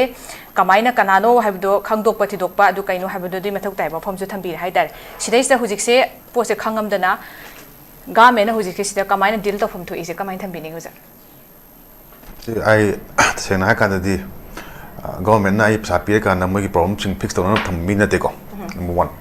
madam de hujik quite concern was the yum gi mai mutna na ne quite lun college ana sidai sida khoi khat hai budi ya adugo yamna hai pa sa mi because honest is not on me, it's on the government. So I will get government told those kai no. I know higher cans the government token have to late. Whatever I say. Adu Kamain to whatever no have to the Manunda Aquina third creep of mutings in hand hang up on a Aquina yai, Aquina trust story or a bought legre. Another Aquimanda some sort of Aqui Haita. Senkara low in a question my what told the Viaran. Adu Poto later get the pay and hakrimido mana Kanmedume, mana law of Shamakani. Like I'm going to not to Tasu like Yawinina, Miami, and Atopa community, and for the state of Manipur. See Panava Tokani hiding a boat Tada in the town. Yes. A boat car Kanasu, Mona, Todo Tawse, in the interest of the public. My Assembly Constituency, am Legere, Adu Natava, Mayam Assembly the Pamakan Tanarisi, Kamainto na Popo Kasi Karamana will lose Semsige, having put up to with them, see Upangira. Miamgi property and the Miamgi Punchi, Nak Pahapase, government to home draw. Kanana government Nagato no trouble. Kanana Shema government, I couldn't Shema government. I do a target the Ain Lakshaninge point, the Hanagi government, Manipur, Miam, the have they failed the public of Manipur, the state of Manipur. Miamgi Wakalon, Miamgi is aspirations, Miam and Nuan Hingeramba, Homiano Jalakanda, Ukrusha Logera, Campucha Logera, Chuchampucha Logera, Matogera, Miam Harmony Lemado. I do the two guys can I responsible. No, Manipur Miam to I rouse. Our target was a labor problem. Say, Asukuina, Amuk director Jacano. And say, Amuhanjare in their top state, Sigumba, any Gujarat, Amo, whatever, came to Lucian give. Although Manunda, Akoy Udaba Chilam Chilamonico. Akoy no Lampang with the Aduga Ministry Hainaba, I know Haibakogi, deep state and high. Deep state city, Akogi walking Japan to Kangmangamo. I would the toy with Hoxic Kanana Kay, the Mutoino. I was a tea pangwell. Kang the Kangas I looked up your Lemonico confidential files, may am Lemoni. According every pile of the Mosan can the public the Leno Potopio house Yaponte, Tongan, but Aron may am Lemoni. For example, who is the mandatory NIA file, ma'am, who update of the how question loud to me, Rangasia. ꯇꯣꯡꯂꯥꯎꯕꯤ ꯏꯟꯁꯤꯗꯦꯟꯇ ꯀꯔꯤꯅꯣ ꯍꯥꯏꯅꯩ ꯃꯌꯥꯝꯁꯦ ꯀꯔꯤꯅꯣ ꯀꯔꯤꯒꯨꯝꯕ ꯑꯁꯦꯡꯕ ꯂꯩꯇꯥꯔꯒꯗꯤ ꯂꯩꯔꯒꯅ ꯀꯔꯤꯅꯣ ꯁꯦꯡꯗ꯭ꯔꯒꯅ ꯀꯔꯤꯅꯣ ꯃꯁꯤꯁꯦ ꯀꯅꯥ ꯄꯨꯊꯣꯛꯐꯝ ꯊꯣꯛꯀꯦꯕ ꯑꯩꯈꯣꯏꯅ ꯅꯠꯇ꯭ꯔꯒ ꯑꯩꯈꯣꯏ ꯁꯤ ꯂꯩꯕ ꯀꯥꯡꯕꯨ ꯃꯌꯥꯝꯁꯤꯅ ꯆꯠꯂꯀꯥꯟꯁꯤꯗ ꯑꯩꯈꯣꯏ ꯀꯩꯅꯣ ꯇꯧꯗꯣꯔꯤꯕ꯭ꯔꯥ ꯏꯟꯚꯦꯁꯇꯤꯒꯦꯁꯟ ꯇꯧꯗꯣꯔꯤꯕ꯭ꯔꯥ ꯅꯣ ꯑꯗꯨꯅ ꯒꯣꯔꯃꯦꯟꯠꯀꯤ ꯂꯩꯔꯤꯕ ꯃꯥꯒꯤ ꯇꯣꯉꯥꯟꯕ ꯀꯌꯥꯠꯁꯤꯡꯁꯤꯅ ꯀꯌꯥꯝ ꯐꯖꯅ ꯑꯣꯄꯔꯦꯠ ꯇꯧꯔꯒꯦ ꯍꯧꯖꯤꯛꯐꯥꯎ ꯈꯔ ꯌꯧꯔꯒꯦ ꯑꯣꯔ ꯃꯅꯤꯄꯨꯔꯁꯤ ꯁꯨꯝ ꯑꯩꯈꯣꯏꯒꯤ ꯃꯩꯊꯛꯇ ꯁꯨꯝ ꯗꯤꯛ ꯂꯥꯎ ꯁꯨꯝ ꯁꯧꯍꯜꯂꯀꯥꯟꯁꯤꯗ ꯊꯝꯗꯣꯔꯤꯕ꯭ꯔꯥ ꯑꯗꯣ ꯑꯩꯅꯁꯨ ꯀꯨꯏꯔꯦ ꯁꯤꯁꯦ ꯄ꯭ꯔꯤꯗꯤꯛꯁꯟ ꯇꯧꯈꯤꯕ ꯄ꯭ꯔꯤꯗꯤꯛꯁꯟ ꯇꯧꯕ ꯍꯥꯏꯕꯗꯤ ꯑꯩꯈꯣꯏꯅ ꯍꯦꯛ ꯎꯕ ꯀꯥꯟꯗꯁꯨ ꯑꯩꯈꯣꯏꯅ ꯈꯪꯕ ꯈꯔꯗꯨꯗ ꯂꯥꯁꯇ ꯃꯅꯤꯄꯨꯔꯒꯤ ꯐꯤꯕꯝꯁꯤꯗꯤ ꯂꯥꯁꯇ ꯑꯩꯈꯣꯏꯒꯤ ꯊꯨꯒꯥꯏꯕ ꯑꯩꯈꯣꯏ ꯃꯅꯤꯄꯨꯔꯁꯦ ꯃꯀ꯭ꯔꯥꯡ ꯑꯍꯨꯝ ꯊꯣꯡ ꯁꯦꯒꯥꯏꯕꯒꯤ ꯐꯤꯕꯝ ꯍꯥꯏꯇꯥꯔꯦꯀꯣ ꯑꯗꯣ ꯍꯧꯖꯤꯛ ꯑꯩꯈꯣꯏꯒꯤ ꯍꯤꯡꯃꯤꯟꯅꯁꯤ ꯑꯩꯈꯣꯏꯒꯤ ꯅꯠꯇꯕ ꯏꯁꯩ ꯌꯥꯝ ꯁꯛꯃꯤꯟꯅ ꯍꯤꯡꯃꯤꯟꯅꯁꯤ ꯑꯩꯈꯣꯏ ꯀꯩꯅꯣ ꯍꯧꯖꯤꯛꯇꯤ ꯍꯥꯠꯇꯣꯛꯅꯁꯤ ꯑꯩꯈꯣꯏꯅꯦ ꯁꯛꯅꯔꯤꯁꯦ ꯍꯥꯠꯇꯣꯛꯅꯁꯤ ꯑꯩꯈꯣꯏꯅ ꯆꯤꯡꯇꯝ ꯑꯩꯈꯣꯏ ꯄꯨꯂꯞ ꯄꯨꯝꯕ ꯑꯗꯨꯝ ꯍꯥꯠꯇꯣꯛꯅꯁꯤ ꯐꯤꯕꯝꯗ ꯂꯩ ꯑꯗꯨ ꯇꯥꯔꯒꯗꯤ ꯁꯤꯗꯩꯁꯤꯗ ꯐꯥꯌꯔ ꯑꯦꯛꯁꯇꯤꯡꯒꯨꯏꯁꯔ ꯑꯃ ꯄꯥꯏꯔꯀꯥꯟꯗ ꯀꯥꯞꯇꯣꯔꯤꯕꯁꯦ ꯃꯩ ꯆꯥꯛꯑꯀꯥꯟꯁꯤꯗ ꯐꯥꯌꯔ ꯕ꯭ꯔꯤꯒꯦꯗ ꯑꯩꯅ ꯊꯝꯃꯦ ꯁ꯭ꯇꯦꯠꯇ ꯃꯩ ꯍꯧꯔꯀꯥꯟꯗ ꯆꯥꯛꯇꯣꯏꯁꯤ ꯀꯅꯥꯅꯣ ꯆꯥꯛꯏꯁꯦ ꯀꯃꯥꯏꯅ ꯆꯥꯛꯂꯛꯏꯅꯣ ꯀꯃꯥꯏꯅ ꯇꯧꯅ ꯑꯦꯛꯁꯇꯤꯡꯒꯨꯏꯁ ꯇꯧꯒꯗꯒꯦ ꯍꯥꯏꯕꯗꯤ ꯒꯣꯔꯃꯦꯟ ꯇꯧꯒꯗꯧꯕ ꯅꯠꯇ꯭ꯔꯣ ꯁꯣ ꯑꯍꯥꯟꯕꯗ ꯍꯥꯏꯕꯤꯈ꯭ꯔꯦ ꯍꯧꯖꯤꯛ ꯑꯩꯈꯣꯏꯒꯤ ꯑꯩꯗꯤ ꯑꯗꯨꯗ BJP ꯀꯣꯡꯒ꯭ꯔꯦꯁꯀꯤ ꯋꯥꯗꯤ ꯅꯠꯇꯦ ꯕꯠ ꯂꯤꯗꯔ ꯑꯃ ꯂꯩꯇꯥꯔꯒꯗꯤ ꯂꯤꯗꯔꯗꯨꯅ ꯃꯥꯒꯤ ꯆꯞ ꯆꯥꯕ ꯀꯟꯁꯤꯌꯁ ꯑꯣꯏꯕ ꯑꯦꯛꯁꯟ ꯃꯉꯣꯟꯗ ꯂꯩꯕ ꯄꯥꯋꯔꯁ ꯃꯌꯥꯝ ꯁꯤꯖꯤꯟꯅꯀꯥꯟꯗ ꯐꯣꯔ ꯑꯦ ꯕꯦꯇꯔ ꯃꯅꯤꯄꯨꯔ ꯅꯠꯇ꯭ꯔꯣ ꯐꯣꯔ ꯑꯦ ꯔꯤꯁꯤꯖꯟ ꯑꯣꯏꯕ ꯃꯅꯤꯄꯨꯔ ꯑꯃꯒꯤꯗꯃꯛꯇ ꯆꯞ ꯆꯥꯕ ꯊꯕꯛ ꯊꯧꯔꯝꯁꯤꯡ ꯃꯌꯥꯝ ꯄꯥꯡꯊꯣꯛꯄ ꯍꯥꯏꯕꯁꯤꯗꯤ ꯃꯊꯧ ꯇꯥꯏ ꯍꯥꯏꯕꯅꯦꯕ ꯑꯗꯨꯕꯨ ꯍꯧꯖꯤꯛ ꯂꯩꯔꯤꯕ ꯑꯩꯈꯣꯏꯒꯤ ꯆꯤꯐ ꯃꯤꯅꯤꯁꯇꯔꯁꯤꯗ ꯍꯦꯛꯇ ꯑꯩꯈꯣꯏꯒꯤ ꯄꯨꯜ ꯃꯆꯣ ꯑꯃꯗꯤ ꯄꯨꯔꯦ ꯏꯟ ꯑ ꯁꯣꯔꯠ ꯁ꯭ꯄꯦꯟ ꯑꯣꯐ ꯇꯥꯏꯝ ꯑꯩꯈꯣꯏ ꯊꯥ ꯀꯌꯥ ꯐꯥꯔꯒꯦ ꯌꯥꯝ ꯀꯟꯅ ꯁꯥꯡꯕ ꯅꯠꯇ꯭ꯔꯤ ꯌꯥꯝ ꯀꯥ ꯍꯦꯟꯅ ꯃꯇꯝꯁꯨ ꯂꯩꯕ ꯅꯠꯇꯦ ꯑꯗ ꯀꯌꯥꯝꯅ ꯆꯦꯟꯖ ꯑꯩꯈꯣꯏꯅ ꯑꯦꯛꯁꯄꯦꯛ ꯇꯧꯕ ꯉꯝꯕꯗꯒꯦ ꯍꯥꯏꯕꯒꯤ ꯄꯣꯠꯇꯨꯒꯤ ꯋꯥꯔꯤꯅꯦꯕ ꯃꯃꯥꯡꯗ ꯂꯩꯔꯤꯕ ꯇꯔꯝ ꯃꯌꯥꯝ ꯄꯥꯏꯔꯝꯕꯗꯗꯤ ꯑꯩꯈꯣꯏ ꯆꯤꯐ ꯃꯤꯅꯤꯁꯇꯔ ꯑꯃꯅ ꯄꯥꯏꯔꯝꯃꯦ ꯑꯗꯨꯒꯤ ꯆꯤꯐ ꯃꯤꯅꯤꯁꯇꯔꯗꯨꯅ ꯀꯌꯥꯝ ꯐꯖꯅ ꯇꯧꯕ ꯉꯝꯈ꯭ꯔꯒꯦ ꯑꯗꯨ ꯉꯝꯗꯕꯗꯒꯤ ꯑꯅꯧꯕ ꯑꯃ ꯁꯤꯜꯂꯛꯑꯦꯀꯣ ꯁꯤꯜꯂꯛꯑ ꯃꯇꯨꯡꯁꯤꯗ ꯍꯧꯖꯤꯛꯀꯤ ꯂꯩꯔꯤꯕ ꯑꯩꯈꯣꯏꯒꯤ ꯆꯤꯐ ꯃꯤꯅꯤꯁꯇꯔꯒꯤ ꯄ꯭ꯔꯣꯒ꯭ꯔꯦꯁ ꯀꯥꯔꯗ ꯍꯥꯏꯖꯕ ꯇꯥꯔꯦ ꯄ꯭ꯔꯣꯒ꯭ꯔꯦꯁ ꯀꯥꯔꯗꯁꯤꯗꯤ ꯃꯤꯌꯥꯝꯅꯁꯨ ꯌꯦꯡꯒꯅꯤ ꯑꯗꯨꯒ ꯑꯩꯈꯣꯏꯒꯤ ꯁꯦꯟꯇꯔꯗ ꯂꯩꯔꯤꯕ ꯃꯤꯁꯤꯡꯅꯁꯨ ꯌꯦꯡꯅꯤꯅ ꯑꯗꯣ ꯄ꯭ꯔꯣꯒ꯭ꯔꯦꯁ ꯀꯥꯔꯗꯀꯤ ꯃꯇꯨꯡ ꯏꯟꯅ A ꯐꯪꯕ꯭ꯔꯥ B ꯐꯪꯕ꯭ꯔꯥ C ꯐꯪꯕ꯭ꯔꯥ ꯍꯥꯏꯗꯨꯗꯤ at least by the end of the short time tenure ꯑꯃ ꯂꯩꯕꯁꯦ ꯌꯦꯡꯕꯗꯤ ꯇꯥꯏ ꯇꯧꯕꯁꯨꯡ ꯒꯚꯔꯟꯃꯦꯟꯠ ꯇꯧꯗꯧ ꯊꯕꯛꯇꯨꯗꯤ ꯒꯚꯔꯟꯃꯦꯟꯠꯅ ꯈꯪꯒꯗꯕꯅꯤ ꯕꯠ ꯄ꯭ꯔꯖꯥꯒꯤ ꯃꯤꯌꯥꯝꯒꯤ ꯑꯃꯗꯤ ꯑꯇꯣꯞꯄ ꯇꯣꯉꯥꯟꯕ ꯀꯝꯃ꯭ꯌꯨꯅꯤꯇꯤꯁꯤꯡꯒꯤ ꯏꯍꯨꯜꯁꯦ ꯈꯪꯅ ꯆꯠꯄꯅ ꯑꯗꯨꯗ ꯑꯦꯛ ꯇꯧꯕꯅ ꯍꯦꯟꯅ ꯐꯩ ꯍꯥꯏꯅ ꯁꯨꯃꯥꯏꯅ ꯊꯝꯖꯒꯦ ओके सर याम फजन थम्बीरे ओजाना अखोय हुजिकसे कम्युनिटी की डिफिसिट ट्रस्ट हाइतार इरांग से हौरकपदगे अखोय की चावना ममी ताबम लेरे सिक्योरिटी के अखोय कंसर्न अमसु याम लेरे एनी इरांग थोक मतमदा अखोय हंदक तसुनी तुरोंग लाउबी ले तुरोंग लाउबी ममांग गी लितान दे हौगलक पैरांग ने मुराकांदा अखोय की सिदा सिक्योरिटी की गेप लेबननी अदुग सिक्योरिटी की लैप्स लेबनी हैब पोट मैम लेरे कामजोंग गिदा अदगिदि सिदा थोकपसदे एम्बुस तौबदा मैम अमा सिक्योरिटी कंसर्न लेरे अदुग ओजान थम्बी किबा कम्युनिटी की ट्रस्ट डिफिसिशन सपोर्ट अम लेरे अदुग लोइनना अखोय यामना कम्प्लेक्स ओबा हाइतारे हुजिकसे IDP मयुमदा हनबसे डिलीट तौहलिसे कनागी इंटरेस्ट अदर करिगुंबा बेनिफिट खरा फंगब्रा हाइदि अखोयगी डीप स्टेट की अचौबा खुद यावब्रा हाइबगे अचौबा वहंगमसु लेरे हाइतारे आनाय ओजा पॉपुलाल दम लाक्तिगे ओजा मसिदा अखोयगी सेंटर ना अखोयदि मिटिंग चंगबा डीप स्टेट की कई मैम अमा यामना कम्प्लेक्स ओबा जियोपॉलिटिक्स की मैम अखोयने इंटरना सुम लाई ngasi फावबदे रांगसे हौरकपदगी अदा सेंटर ना मरु ओइना हुजिक थबक से तौगदबा अखोयगी हुजिक गवर्नमेंट की दायित्व सिदा मति अमतंग स्वाइदा रिफ्लेक्ट तौजरके हुजिक हुजिक ओइबा पोस्ट अखोयगी हाइफम अखोय वाकत फम अदुगा फोइना पामे पोस्ट तरकनबा शांति हंजलकनबा तौबुदि अखोयदि गवर्नमेंट जरा हाइदि अखोय कनादा हाइदन because they are the representative of the people मरमदुना हुजिक फावबुना गवर्नमेंट की शॉर्ट स्पान अटेन मतम दोइतासु अखोय ऑनरेबल चीफ मिनिस्टर युमनाम खेमचानगी से अटेन मतम द ओइरे ओइतारगसु अखोय महाक मसामके जो हानसु कैबिनेट मिनिस्टर गिदा दम यावने MLA ओराकान लिसांखिना लेरिबा पोस्ट खंगबगे सिगी वेल एक्सपीरियंस लेरबा अदुगुंबा अखोयगी लेजिस्लेटर अमदि दम ओइदिनी अना हुजिकसे अखोय हुजिक मी सिबगी फंगदबे खोते मैममसु लेरि IDP की मैममसु लेरि अदु ngसायसु जाना सीरियस क्वाट पैसे पनबी की मसिदैसदा अखोय सीरियस अखोय सिदा तौरी यादरी समाइन तौरी हाइना सोम उबसना अखोयना अखोयगी कहना नाचंगदबा अखोयदी करिगुंबा खरा वाटपे मैमना पेनदबेगी पोट अम लेबे सिगी सेम पैटर्न जस्ट माइन लेबे पोस्ट अखोय अहोंग बम उदे हाइतारे हानेगी लेगिनसु अनौबा लाक्तारगसु दुतारे करिगुंबा अनौबा चेंज सम अहोंग खरा खोंथांग खरदी पाखतपेगी तंगाई फदबदि लेरब्रा हाइबेगी BJP ओगेरा Congress ओगेरा हुजिकसे ruling पाइदिबंदना मयामगी demand हाइतारे soy मतंगदा कमाइन थंबिनिगोजा खोइगी लेरिबा conflict हाइतारे लेरिबा इशूजे खोइना Hana ngang oringeida science taga tamba food chain haibra sum amana ama chaba water cycle ga tawbudo adui mong je sum lakba makok te game ka hora sumaina cycle je la am ka makok te yorokba sumaina ka chala makok te yoba de loiba nai da bi mong laina je sum chau thorak pai mong ne Honorable Chief Minister thamba statement do sum palli dune shanti hanjandana na bo hotna ba miyoi khara leirabra haibane ba khulai pai ba kangu khara shanti hanjan haning da ba leire shanti hanjan haning da ba kangu khara sarkar je thugai ba pam hai na toina hairi ba sarkar je thugai ba pam ba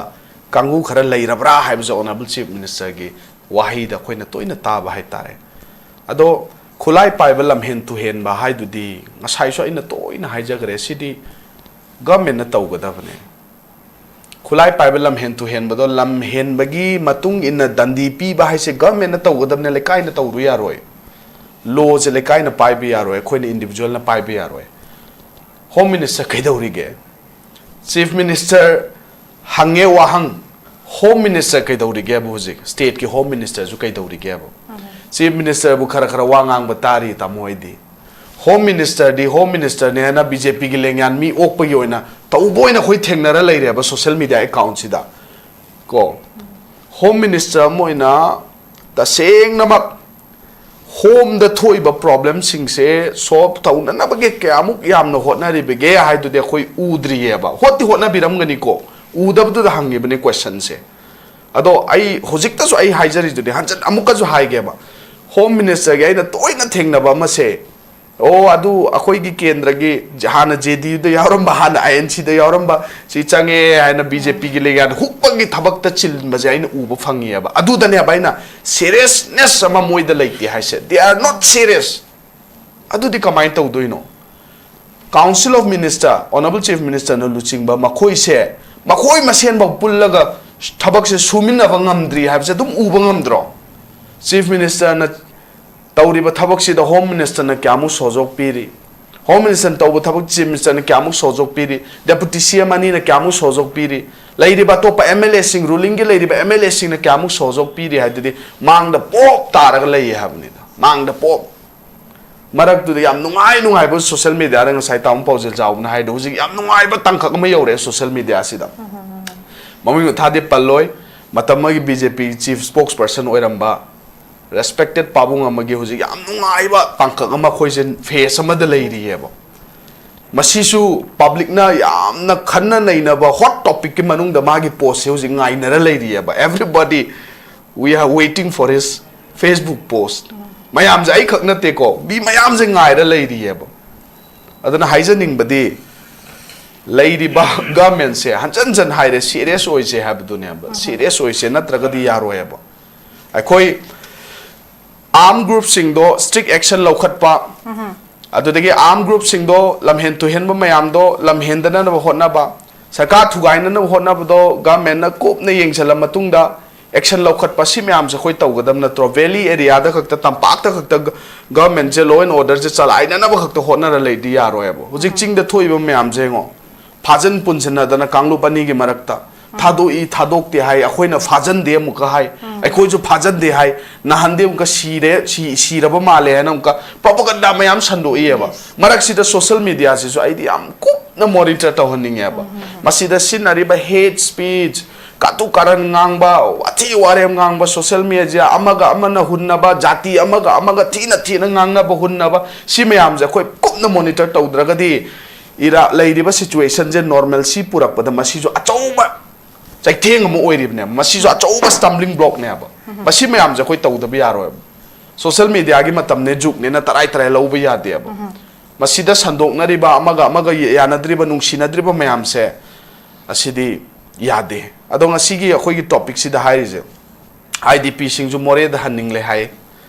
asomgi kukijo kangu na su Lakhaninge hai Yetlibasi Kanano hai na topic si di yauri se Yetlibasi kanam ta na tebo yam na matu son ba BJP government ki paikhat pangam da ba action jina ne ba Yetlibasi moi masa gi action na ne ba Yetlibasi moi masa se ne yam na strong oira kanda yet pangam mo oya ba yam na mathau na lei ba ma mathau tari ba hoje adui mahuta mathang dam ka government sem ga dam ne khoi nifu ka ne khoi kuthra ka ne no je board ki chakcha ne jana ba je tigat na haure bajana haure irang kaugre situation kaugre o pot maman tangi khoi kaugre highway chat pa ya de khoi lai su phajana tamangam dri IDP mayam milu pirang sinthari mangraba mayam phangdri asiana gi imung sing justice phangdri rehabilitation की process फजन justice फंगद्री मसी मयाम जे तुंगोई Narga हुजिक vote की चाक vote की पुनबा नुपी सिंगदो पैसा दु काप्सन गनी हैबा असोम दोइना तावरा लेरेबा मयाम से मसी जो कोई कुपना monitor तोबम थोक्तब्राने असी सुमाइना सुम तौरगा नाथैरगा चलगा सुम लाइना दो हेंजन हनबदी मदुरी अफाबा खोंथांग नत्तेबा अदुना हंजन हायरबदा आइदी गवर्नमेंट से serious ओइबियु हाइबसी खकनतन ngasi dai thoina ngangnanaba machak leitabra haina khal okay ja government se serious oibiu kanana yahandribano haibase taseng hara kanda akogi military action arm group na tabida makogi inability to act haitare makoi act toba ngamdaba sisina adum akogi yahandabani base ayet base sini haiba wafam duni ozan thambiri se dugo jiki akogi अरोइब round की तेंतक नाई Pabung the लाक्सन मुसे पबुंग सिगी लोइरे अकोगी चप मानबा government की दायित्व से मरु ओइ हैबा वफम सिदा अकोगी emphasis is given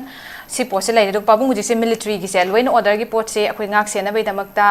अदुगा सिसे chief minister ना थंबी की बसे पुलिस की मपांगन जे हेना कंखत हनगदबनी हैबा की पोस्ट से फजन थमे अदुना पबुंग न सोसाई पनबी की बा अकोगी 447 अदुगा गाड़ी सिंग व्हीकल मोटरसाइकिल का यावना लॉन्च तौगिबा सिगी पोस्ट लाइदे दुगा military intervention haitare sise mapangan kangkhat hangadam ni habe port se amakak leide duna hojik se manipur da thoiba situation sida hana degi so already mayam am su leikre akoi masing thi draga so haina dum leide duna sigi lokhalaiba khongthang law and order maintain tawnaba sigi restore tawnaba military intervention tawbe khongthang ma paikhala ka port da mayam kan lai masisina akoi gi kayamuk handa haitare hujik se wari chana be tangai fada basu leide hujik leide pot se da paikhalai ba khongthang se sima ke dum phadi phai adu bu gam effective torkadi military intervention alone si khaktang na ko yaga da pot su la haitare wahang se aduna sida tentak na sai matang gi da manipuri crisis se rehabilitation gi su adai hujik toi be irang si gi su punna haitare thambiu tentak be ba subla manipur da arms five se hujik lai ba central of the state government recognize the insurgency nataba arms five miyam leiba sendal lambi gi agoi gi nomoi paiba miyam leiba aduga amana amabu sitaba adu mobile am pare pham da lung na tummaga mada agoi gi kano sida agoi hujik phami ka che horena saida minai macha singa si ka I yor mani sakta singa si ka moi nom to ko sida phamaga Moina palm तो हायल लोबा अदुम थागत missing दो मवा लोबु या दोवा सिगी government से अहिंग तुमरते बुजे Manipur the संति पोरंग न होनबदा लेब government की part अमने बाइसो अखोई खंगेबा सि गवर्नमेंट से मणिपुर द संति पोरंग न होनबदा करी तौरगे दो खोइना खंगेबा अदु लोइनमक सबाक फंग हाइबे याबदतेबा को अदुगा अमना हुजिक अखोइगे लेब नेशनल हाईवे की हुजिक लेबा अदगी बफर जोन गाइना लेबा पोसिंग सी स्टेट गवर्नमेंट की महुत छलगा गवर्नर हाइग्रेबा बफर जोन लेतेना अद अमनम मदुगी संगम यादे ऑनरेबल एमपी नंगी कनुदुदा संगम थिंगेबा सी अखोइगी यामना मरक सिदा अखोइगी आर्म्स ग्रुप अमा अखोइगी पोट अमा लेबा सिगा समानना अखोइगी लेबा पॉलिटिकल पार्टी सिंग सिगी मरक्तसु लनाई ओइबा अखोइगी करी कइनो पाइबा मयाम अमा अखोइगी ग्रुप ओइना अखोइगी अदुगी सिंगनबा ngangnaba मयाम से अखोइ याम सिनाइगे मिवा ngambi गनो खंद वा nganगनो उदो वा पोहाइ धाजन गनो अदुगा अखोइगी कनोदा करिनो मिगोंदा बदनाम बुदौ तो फते अदुगा सी गवर्नमेंट सी हुजिक स्टिल लांसी लोसननबगी अंग फंगना कन होनरेबा कैबिनेट एक्सपांशन मुगो तौदगै खोइगी लेब गवर्नमेंट सी कराइद करिनो हैनो जि कन होनरेबा सहीदो अखोइगी प्रेसिडेंट रूल लाओ नो कोनी प्रेसिडेंट रूल लागा न गवर्नमेंट लाओ नो तौनी से प्रजा सी कंग्रु मोलेबा खंद वागंबी नो अदगी उदवा तौबिगनो मयाम दाइनो अपील तौजरिसे अदो अखोइ लोइना हाइबि यादव पोट लई हुजि कन्न होनरी मणिपुर दो शांति लांगना होनबसे करामता अदुगी कनोदा अखोइगी इंटरेस्ट लो पोटमदा अखोइ कनो मीना कनो को पाम पोनो को हारगदी अदु पाम दु पीबैसी अखोइ पब्लिक लीडर दुगी मथौनेबा ado magi awaba mahayaragadi mating mamda mathongneba akoina internal distress persons in the mafam taratre taina poche yeleba with money lupa sam samgolana akoi lamoi khona ongde yele adagi nang support lakpa IDP mayam sing yele awang da pangi gi yele singmure da lakpa sing mayam sing se da koi loina yele ba ado sidaga hojik thagala ise nang lupa bi hro ga na ha bi yawi je men man ta da mayam sing se iba mayam se masi khoi masom da daina gum se ba men man ta da ha tare ne ado hojik kanna mi amana ma ire amana mi re oi khoi oja kano chongtham bi joy magi nimbu thungda le ngone aduma kari oirige ba mana aduma ina pukdok to su phate ba adagi di hujiki chom do pakhum khumai ba misu adagi adu tori misu adui do sigi mobile se tongno do sakudi kai drom phami na ga nang na chumru kaino nang lamu kaino to na to di akhoi gi thak no moina kapu gi yung mai thari ba mi hali ba mi du pil ne be wone me okay pa okay aduna maram orkanda akhoi pai da jin na bi thak se akhoi masi tawigano ba si government ji hujik agak po phangna khoi sigi santi purona no hona ba adagi center dagi kari tawga IDP sing sigi piga dagi si govinda si nungsi khrabai naw ni keno ma hoi mina party du sangi ma lengan yan ta ni keno ai party du la lengan yan ta ne ba adu di kari da te ba du di ma mai hujik lai ba train si da hujik lai ba train si da moi myam ji nungsi na no hona ba gi thabuk to tawjori hai ba ni tawri hai ba adu amaga wari sanari amaga pau phaunari yam kan honari ba dibdi semani du su masam ki community lui yauri ne bu fari je nani taruk phadu daga gini somda akoi kuki phadu su kuki gini kuki gi su daga gi yauri moi masana telephone phone ni adu karino marakta akoi gi kaino tori do adu ne ba ina sa hai se adu gi photo gi basakta military crackdown to ri kari gino hai ne ba ai gi poche makoi loina pau phongda bani makoi loina khangi bani manung da leiram gani habane pabu moi pau phongna ni keno akoi di hen pau phangi ne me adu moina pau loina phanga tori bu gi maram leiram ne ba maram lei ba do mai community gi deputy semani yauri ne ba loi khang ni adu maram du gi matung ni pau phongna ni ne ba okay aduna hujiki khoi gi shu tong no ba nataba moi gi pot khara marum da lei ba do adu tholi ba pot mayam sing sina moi ju loina ma aya mojik si government da su moi da su lei ba pot si loina khoi gi adu proxy war gi pono mar te yauri do adu maikhum mohum pa gi pot ne ba ina phawoi se adu ne ba disturb tori se yam nungai je pabung yam nungai je adu ga makoi se moi loin khangi ni pau se loin phaunari ni adu ga hai ba ya da bai tam do government su tum ba jama khang da no jik si yam kan na honari ha bani pabung ne thambi se adu ga hujik ti meyam na mayam sum pen da ba chada ku chama nam se deputy chief minister am de hujik resign to hani yam kan na so meyam gi akoi gi yam strong voice am su kan raise to ri hai tare adu na hujik se oja PAOJEL dang lak sam jan loiram dai gi se hujik se state ki mathong mayam ma khoi nei na khre state ki accountability am na group of community or na ta individual da khoi responsibility fix option ba yaroi it should be fixed to the government have port ma ga mayek senga thambi khre ada hujik se amatang pusin jara ke sida hujik se hujam kan buffer zone gi pot am kan tong ngai marak sida buffer lamdam se leiba buffer zone se leibra haina ministry of home affairs ta RTI kuthang da hangbo wahang da public order si state ki subject ni state lengak to na hangoi na ko posu lei hai tan duna state na tawba ya ba manung kidam mayam ma khak lei khre tawba si gi pose tawkhat tawde posu lei khre duna manung pan tawba ya ba da bas ma koin tawba mayam ma su ya ba mayam se da khoi gi katang decisive oba government gi action ulak tamna mayam na pen da mai gi ju hogolak prhelak prain thamjage ana katang manung ga thamba ya ba public domain thamba ya ba da poto tham khara ya ba khradi mayam mi khurang khoisang ngari ba mai hori ba se si phokti apoi phonari na hai ba gi thampham tokpa ingit khradi utpe tangai phadam do adumak lei baina khanjai aduna transparency khara watpa decisive oba government gi action se khara dum watpa na mayam pina sawbagi hen ba se su mai hen chakpai maram su oi braina khanjai oja kanu da oja PAOJEL da oja lorak pai na ten tak na kai mo thambini I just 1 minute ko thambi oja POPILAL ngasai khoi POPILAL na hai gi khoi gi BJP gi spokesperson yaw de ne ko yam khoi gi tombi di keno na di phadana thambi ko khoi BJP gi side to hai tare ko phai mata pate hai wa yam na nungai hai ta am ta ba kan enu keno ne akhoi gi ai hujik yam kan haijar ro yumda gas li haude ngai POPILAL ha jo lupa lising hong so nga pi ko adu am ta hanam da thiero ge khoi government na ka pa mem ta de hujik bol la ka da law de khang de ꯑꯩꯈꯣꯏꯒꯤ 2000 ꯀꯩ ꯕꯪ popular ꯅꯪ ꯍꯥꯏꯕꯗꯣ ꯑꯩꯈꯣꯏꯒꯤ ꯚꯣꯠꯀꯤꯗꯣ ꯑꯩꯈꯣꯏ ꯁꯨꯝ ꯇꯥꯕꯗꯤ ꯐꯛ ꯇꯥꯗꯧ ꯃꯥꯜꯂꯦ ꯀꯥꯏꯅꯁꯨ ꯇꯥꯔꯤꯕꯀꯣ ꯑꯗꯨ ꯌꯦꯡꯉꯁꯤ ꯀꯃꯥꯏꯅ ꯇꯧꯅꯣ ꯏꯃꯤꯗꯤꯌꯦꯠ ꯄ꯭ꯔꯣꯕ꯭ꯂꯦꯝꯗꯤ ꯍꯧꯖꯤꯛ ꯃꯩꯇꯩ ꯑꯦꯕ꯭ꯔꯤ ꯁꯤꯇꯤꯖꯦꯟ ꯇꯧꯒꯗꯧꯁꯦ ꯍꯣꯔꯦꯟꯒꯤ ꯀꯔꯤ ꯇꯧꯒꯗꯧꯔꯤꯒꯦ ngasi taluwa chengduna kamai tawna chadu hayeng ngasi katagene ko hayeng di leidong mandre aduna akhoi myam citizens myam akhoi community myam singse kitang wakhan je kari haija tare akhoi gi punna phanaba mongam da kitang khanbira kan sabina phawrai ma thamjage. Okay sir, thank you so much. Yes, oza POPILAL oza ten tak na akhoi closing remark ke thambiyo sir.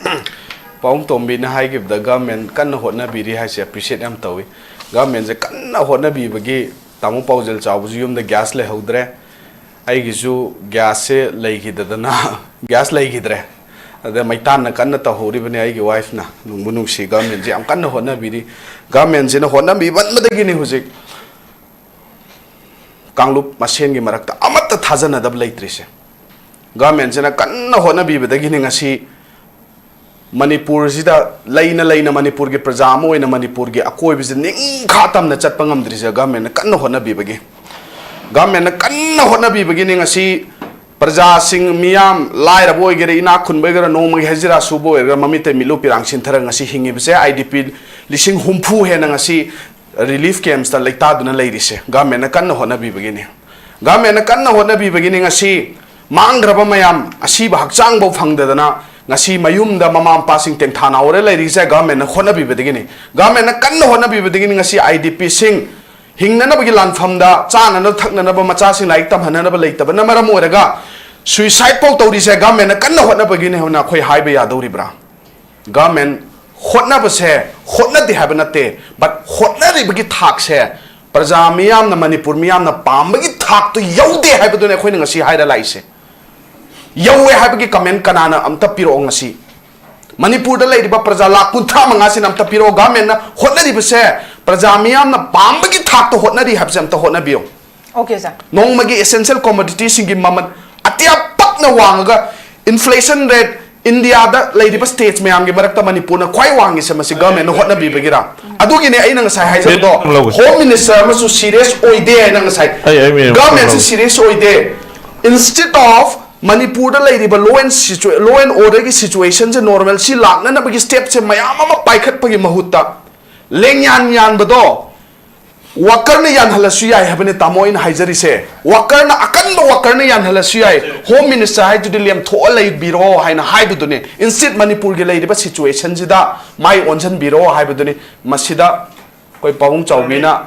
Paung Tombina BJP gi wangang roi oina last की topic खरा द last की phase खरा द ओइ बिरक पसे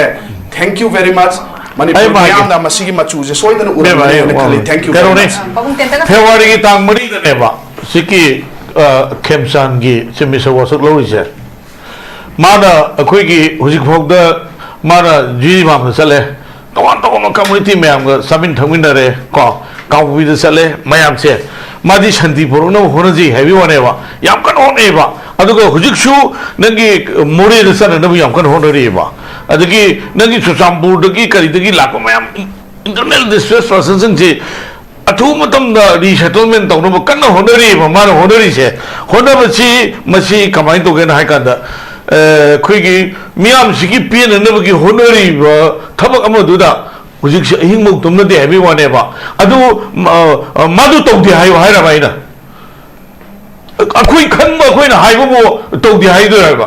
ना साना संगा हंगबो याने कइनो पुंग गया बो मीटिंग दो पुंग गया दा तोए अदगी करी प्रोग्राम ले रे हजे हंग भी आइबा time is over time is over Paung time is over you are not the spokesperson of the Bharatiya Janata Party time is over akhoi su tum de Paung no adu na te me ai we the people are suffering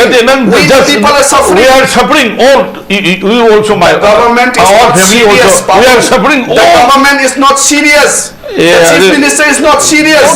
the two deputy chief ministers are not serious the home minister is not serious they are busy lena BJP lena pada chillai re they are not serious machu uthok pirakano I respect you Congress ki spokesperson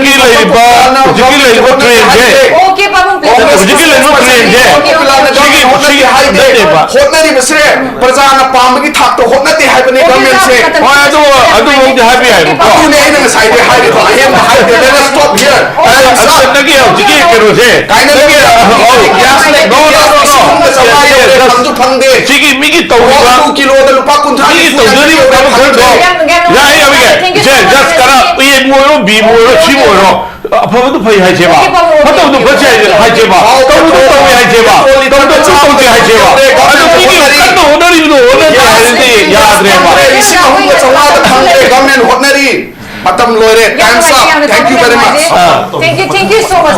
yam nuai so much akhoi hujise nati ai hoi hona du public ki ningma thungde habidu adu di yai ko aduga nange hona di habidu di hairo no haibe wani everyone is doing their hona di habidu hairo hona ni habine du gum mayam na jago hona di hairo no haibe wani hena hona bagi tangai phata bru su mayam ma lady habo phom su thamjage aduga huji akhoi ngasi now coming back to the okay please babung akhoi ngasi ki coming back to the topic ngasi ki topic se lak sara kan da akhoi gi idp sing hal halak pa idp sing relocate torok ma haibe se masi atauba yam ngai please oza please thank you so much ngasi gi akhoi gi idp sing hanjilak pa kano mobile da ngang lang na ro dong ne thank you ba so much babung am tak mobile da kan ngang na ro dong ne ba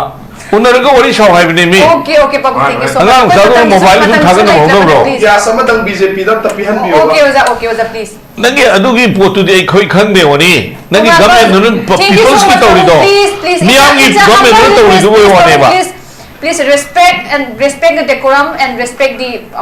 our forum please ngasi gi akoi gi leizari ba akoi gi topic se laksara kanda relocate to bahai bisi idp sing relocate to bai ta seng hara kana asobo changing am di oiduni santi purakpa achumba panghan ba amasung afaba lenga governance haibu masak tak duri bani si relocate to pen relocate to bodana te huji asi basingi akoi gi phagi bo hostel singi phangdabagi masa puthurai ba asobo akoi gi issue se masung impending hot and big issue am su lairi bani aduna hujik si